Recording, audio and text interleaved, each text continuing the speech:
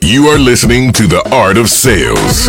Everyone sells every day, and this is your source for conversational, real-world sales and prospecting methods that you are comfortable using and that get results.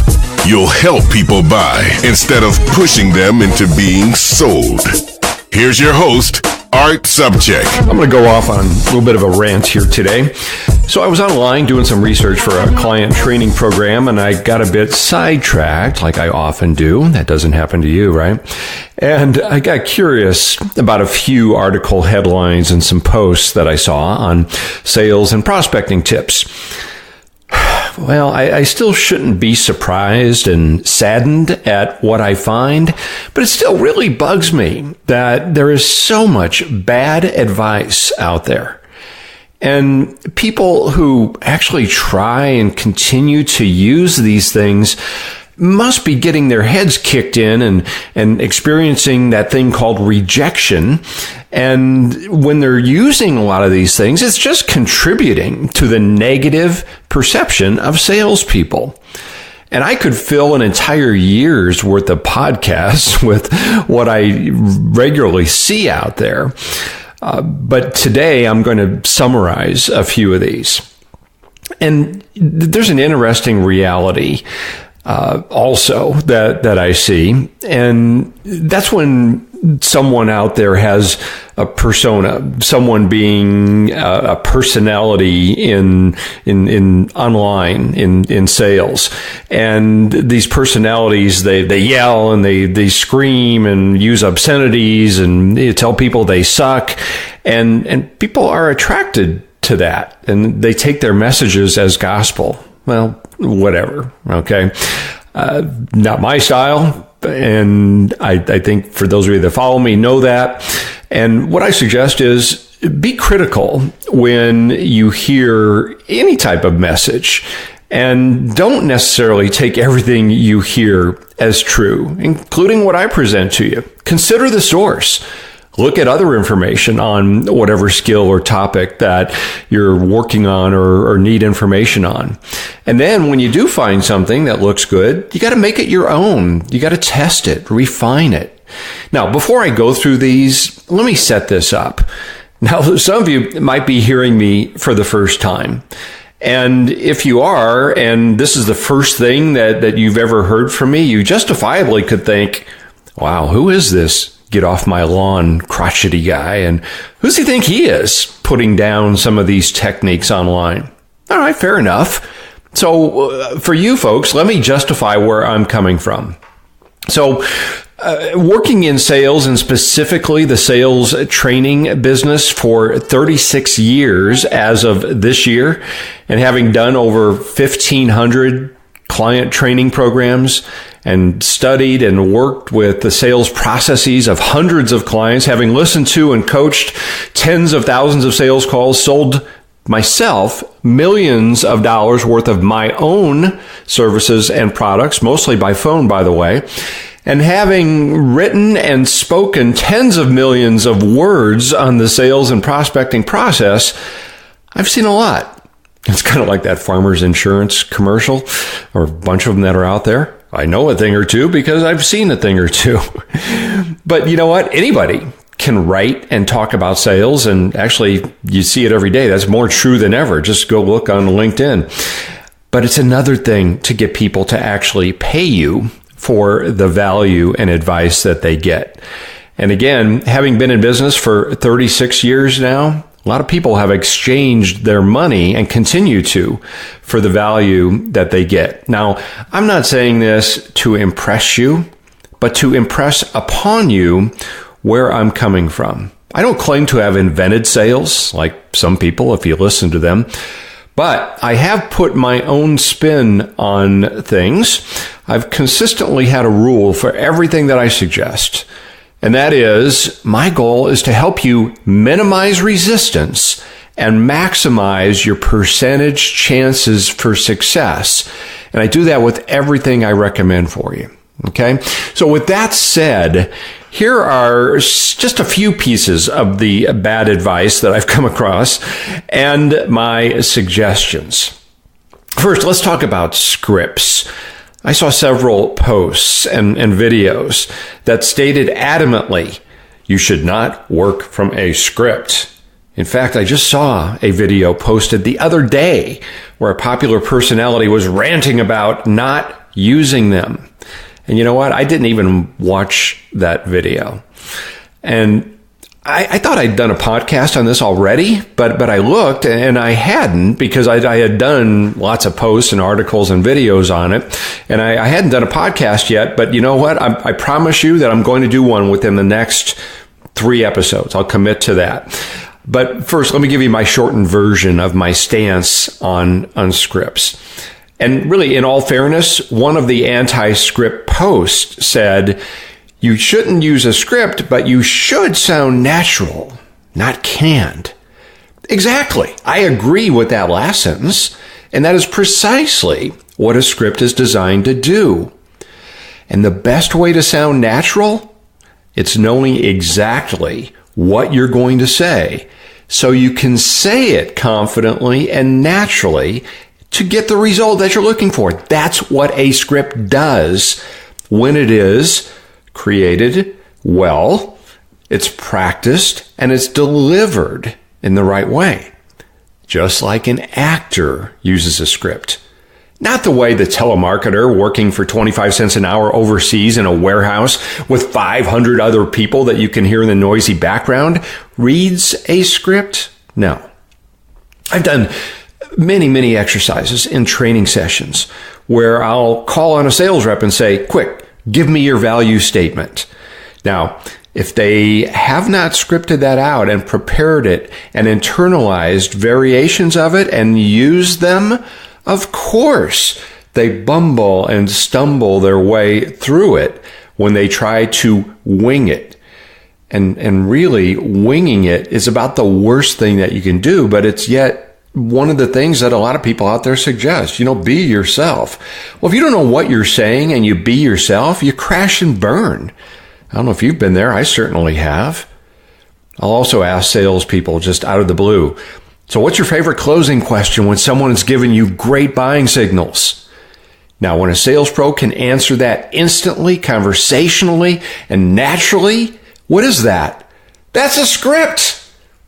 Now, we of course can't script out our entire call, but we can script and prepare openings, voicemail messages, questions, value and result descriptions, closes, responses to resistance, answers to tough questions. All of the best salespeople do. And those are what scripts are. All right, next. Here was a suggestion straight from a cold calling template. Now, in the opening, it's suggested to start with something like, hi, my name is, I'm calling some startups in the area to find out if they are a good fit for our product or service. Think about the logical reaction to that. I personally have received that call. Here's my reaction. I don't care what you want. I care about what I want. I really do feel sorry for the people who read something like this or hear something like that, and then they try to use that. And then, of course, they get shot down over and over, but then they apply one of the other bad techniques or pieces of advice that I'm going to talk about here in a second. It's just a numbers game. All right, more on that in a second. So in our openings, we need to hint at what we might be able to do for them and mention that quickly. Now, if you'd like to hear how I actually took an opening and did a makeover, go to the episode just right before this one. It's episode 27. Speaking of opening, here's another one. There was an article in a major magazine, and it suggests using the alternate choice close for asking for a meeting in the opening. No. Sure, your objective might be to set up the meeting, but you don't mention it in the opening in the first 10 seconds. They don't even see a reason to stay on the phone with you yet. And then using the old, would Tuesday or Wednesday be better for you? You know what that does? That screams out that you are inexperienced and you just read an old sales book. Oh, there was another one that suggested that you should mention that you're going to be in their area And that's a good reason to call and set an appointment. Really?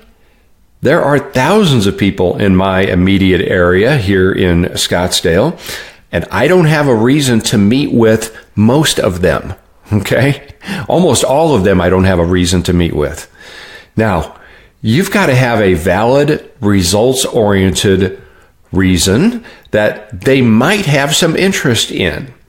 So for more on this, go all the way back to episode number 1, which is called Stop Talking About Your Thing. Okay? All right, so let's go to that whole numbers game thing. I have a lot of fun with this. Here was a direct quote that I pulled from an article. Sales is a numbers game, pure and simple. As a professional baseball player, if you can average 4 hits out of 10 times at bat, you're headed for the Hall of Fame. Research indicates that in sales, you can expect your prospect to say no 5 times before he or she buys. With this in mind, realize that with every sales rejection, you are one step closer to making the sale. Give me a moment here. I get so exasperated when I hear and read stuff like this. There's several fallacies here. First, activity for the sake of activity does not directly correlate to success. Quick story here. A single golfer joined our threesome the other day. And I gotta say, guy was a nice guy, but he was horrible. Several times he said, well, if I just got a chance to play more, I'd be better. I didn't say this to him, but no, he wouldn't. He had a horrible swing. It gave him no chance of making solid contact or having the ball go straight or even airborne for that matter. More activity of doing the exact same thing. What is that going to do? It's just going to ingrain the bad habits even more. We've got to be putting in quality activity. Now, with that said, you do need to be picking up the phone to have a chance of success. Quality and quantity are not mutually exclusive. Can you think of any other activity where the more you do it, the greater your chance of success, irrespective of how you're doing it? Picture an operating room. Oh, doctor, we just lost him. Oh, well, I've got 5 more surgeries scheduled today. It's just a numbers game. And maybe you've heard the urban myth about someone saying no 5 times before buying, like this guy mentioned in the article. When I buy something, I don't say no at all. And if I have to say no to someone more than once, there's probably not going to be a 3rd or 4th time. The discussion will have ended. Now, granted, resistance is a part of sales, but we first need to know how to prevent it and not cause it. Then we've got to understand the difference between resistance, hesitation, and also real concerns and real roadblocks, and then the process for addressing them. And that's done with questions, not goofy rebuttals. Now, for more on this, go to episode 13 about data dumping and creating objections. And finally, you're not one step closer to making the sale with each rejection you receive. You know the old saying about the definition of insanity, right? It's doing the same thing over and over and expecting a different result. To get one step closer to a sale after not succeeding, here's what we need to do. We need to examine why we are not succeeding, and then tweaking and adjusting our process, continually striving to get better to get the result that we want. Hey, there is more sales information instantly available to us than at any point in history. And it's being added to constantly, even as you listen to this. But again, a lot of it out there is bad. Constantly be learning and searching for new ideas. Absolutely, that's the way you grow. Do it for sure. However, if it sounds a little bit hokey, if it sounds unreasonable, if it sounds like something that normal people wouldn't say, you might want to question it. And also, research the source. to be sure you're following someone who has actually done it and actually has a track record. Okay, so that was my rant. Oh, and you know what time it is. Your attitude will be iron every way, you'll never feel what they say. It's the art of the sales quote of the day. That's right. It's time for the quote of the day. And this does actually relate to what I was just talking about. And I always do suggest that we should be more like kids. And here's the quote. It's from Carolyn Haywood. I don't know who Carolyn is, but I love the quote. Children are not only innocent and curious, but also optimistic and joyful and essentially happy. They are, in short, everything adults wish they could be. So, what's relatable about that quote to what I just talked about? It's about being curious about new sales ideas and tips and techniques, but also, again, questioning as to whether or not it's something that actually works. So take these ideas, be curious, and put them into practice. And speaking of sales advice, I have something that I would like to give you for free. It's a book. It's my 7-step sales process. And this is a proven sales process by people who are actually out there using it.